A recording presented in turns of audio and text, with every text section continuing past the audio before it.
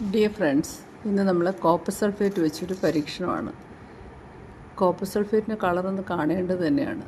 കെമിസ്ട്രിയുടെ നിറങ്ങളിലൊന്നാണിത്. ഒരു copper sulphate solution നമ്മൾ പ്രിപ്പയർ ചെയ്യുന്നു. ഇതിൽ രണ്ട് ബേസുകളുടെ ആക്ഷനാണ് നമ്മളിന്ന് നോക്കുന്നത്. ഒന്ന് സോഡിയം ഹൈഡ്രോക്സൈഡ്. കോപ്പർ സൾഫേറ്റ് സൊല്യൂഷനിലേക്ക് സോഡിയം ഹൈഡ്രോക്സൈഡ് ആഡ് ചെയ്യുകയാണ്.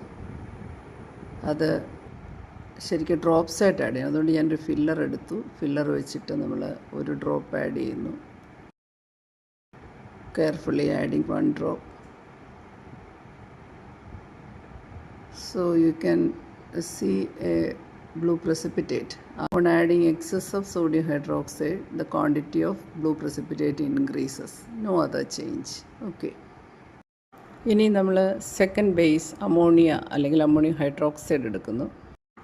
ഡൈല്യൂട്ടഡ് അമോണിയ സൊല്യൂഷൻ ഡ്രോപ്സ് ആയിട്ട് ആഡ് ചെയ്യുമ്പോൾ first you get again a blue precipitate, pale blue precipitate that dissolves to give a deep blue solution with excess of ammonium hydroxide. ഈ deep blue precipitate ആണോ solution ആണോ എന്ന് നമുക്കൊന്നും കൂടി check ചെയ്ത് നോക്കാം. അതിനായി ഒന്ന് ഡൈല്യൂട്ട് ചെയ്ത് നോക്കാം. Precipitate and solution. ഇവിടെ നമുക്ക് കൂടുതൽ ക്ലിയർ ആയിട്ട് അറിയാം. പ്രസിപ്പിറ്റേറ്റിലൂടെ നമുക്ക് ബാക്ക്ഗ്രൗണ്ടിലെ ഫ്ലവറിനെ കാണുന്നില്ല. സൊല്യൂഷനിലൂടെ റെഡ് കളർ കാണാം. ഓക്കെ അല്ലേ? This shows the two bases differ in the ability of complexation. Only ammonia can form a complex with the copper, and that is a soluble complex.